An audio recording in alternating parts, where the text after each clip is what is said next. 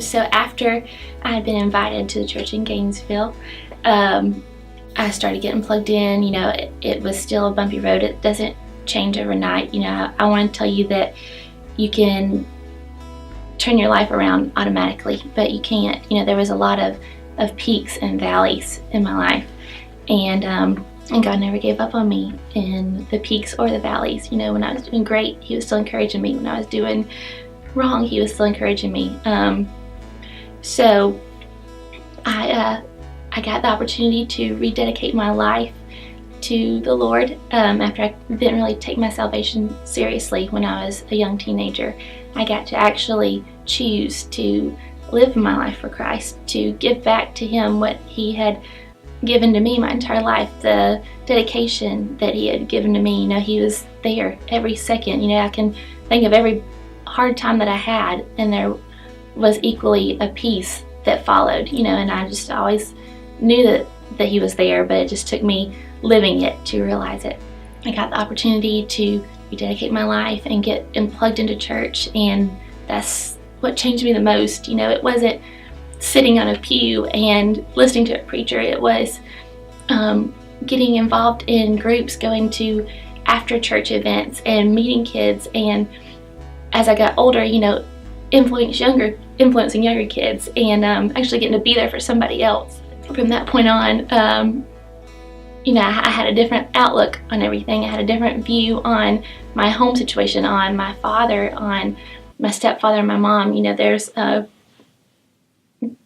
was just a forgiveness that God gave me when I chose to live for Him. Something that I never had before. It was so easy to hold a grudge. It was so easy to put all the world's troubles, just blame everything on the world. Just blame everything on everybody else.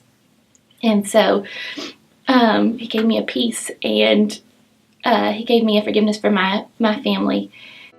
And that's how I grew my relationship with my mom and my stepdad. And I just, I want to tell you that there's no grudge, there's no stronghold, there's nothing that you can't overcome. That's something, especially a physical fight, something that leaves a mark, physically and emotionally. That's something that you think you can never get over. And it was easy with Jesus. It was easy to look at them and tell them that I love them, and that, that I forgive them, and for them to forgive me, and for us to build a relationship. It was all Jesus. It was all my lifestyle changed to choose Him and to follow Him. And so as things started getting better, and I was living with the Smiths and building up my relationships, and building my self-confidence and my self-esteem, especially with guys. And as I was getting older, I had a great night one night. It didn't start out so great. The lady that I live with, Miss Kim, who's my second mother, her mother was in the hospital, and we had a very sweet nurse that was taking care of her. And I didn't want to come back. It was the middle of the night. I didn't want to come back to meet him, but they harassed me enough to come back there. And he walked us out to the car, and before he put us in the car, he said, "God bless you," and was just something about him, some kind of light just kind of shone in him at that point. And so I was like, wow. And so it was love at first sight for me. But he got my number, and we started dating, and he was the first constant man in my life, the first one who didn't give up on me, and it really meant something.